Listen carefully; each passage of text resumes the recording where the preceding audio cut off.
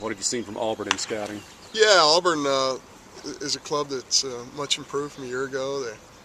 Um, it's kind of neat when you see players, young players in their team, really get better in just a year. So they're a very athletic group. They have that combination of power. They can run.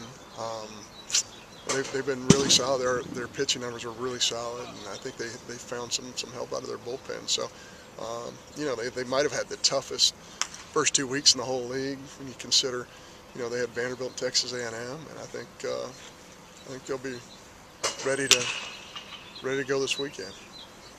When you look at the standings and the schedule, you look back at that 13 team, and there was a similar kind of lull in the schedule, or the performance in March, kind of like this season. Do you see any similarities? What similarities can you draw from the two experiences? What's interesting about that is I hear things like that, but we just don't have time to analyze that. We got to get ready for Auburn. You know, to sit here and look at revisionist history and things of that nature and compare it to this club. This club, is a different group. I do think this group is very capable of getting on a roll. These kids do everything that any coach in the country would want them to do. Their preparation's very good.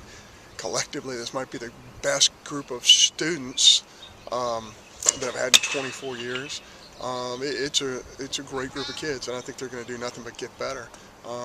We're having to rely on some kids who haven't done it before at different positions on the field, and I think it's going to happen for those kids. Does it happen this weekend, in 2 weeks, in 6 weeks? I do think we're going to be better at the end than we are at the beginning, and I think some things are going to go our way. When you break down Tuesday, just as an example, you start watching the film, and you go, okay, here's our 15 hard hits, and out of that, I think we had 7 hits. 6 hits. That's all you can do. Once it leaves a barrel, that's all you can do. So, we're hoping some of those things are going to start going our way. It did at Kentucky, last Sunday. But, I thought we had a pretty good offensive game plan, and I thought we hit balls really hard. It's funny, an inch here, inch there, and we're scoring 3 or 4 or 5. But it didn't happen for us. We have ball on Tuesday that gets into right field, that the guy who's been playing right field for us now all of 3 weeks, that's his history in playing right field. He misses a ball off his glove, and with 2 outs, that's going to be the 3rd out in the inning. We're going to keep rolling. So those are just some of the things that are happening to us right now that I think can help our club and we can gain from. I think in terms of wins and losses, I know there's some frustration there with our kids. But I also know that our kids are going to get better because, we have been through this. So has the best teams in the Southeastern Conference. So I have a lot of faith in them, and I think we're going to play our best baseball, sometime during the course of this SEC season. How is Trevor Fitz right now?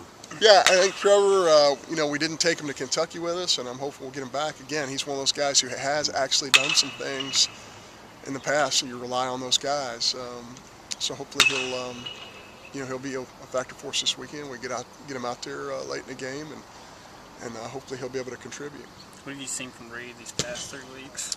Yeah, Reed's been great. You look at the box score. Somebody's going to pick up a box score on Wednesday morning. They're going to say, boy, Reed didn't have a very good day. He got 1 hit. Well, and he almost knocked the second baseman down twice. He hit a ball off a second baseman's chest. He hit a bullet double play. Again, if it's an inch there, now he's 3 for 3, or 3 for 4, whatever it is. And I think he's really been swinging it well. Really proud of the progress he's made, and I think he's going to continue to become one of those elite kind of hitters.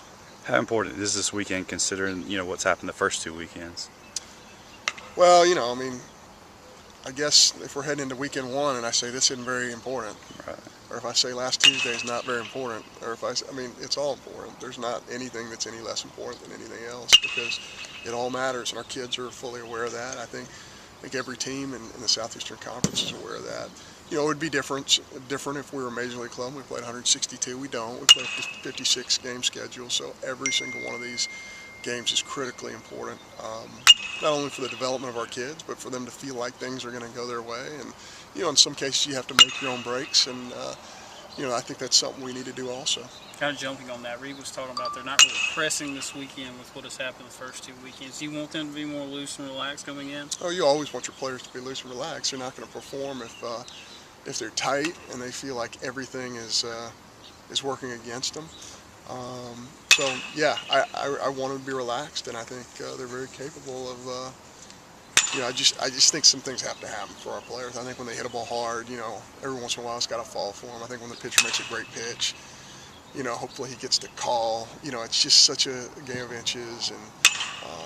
But again, if you don't get that call and that strike call, maybe it's because you're not challenging the strike zone enough and you have too many big misses. You don't get that hit, maybe it's because you're not hitting enough balls hard. So that's how you make your breaks in this game, and that's one of the things we need to do. We need to make our own breaks.